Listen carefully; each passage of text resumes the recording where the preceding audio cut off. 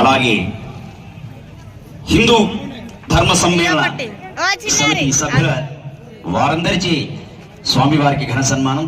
దయచేసి 14వ తారీఖు మొదలు నేటి వరకు గొప్ప నిర్విరామ కృషితో ఉదయం సాయంత్రం అనే రాత్రినే తేడా లేక ఈ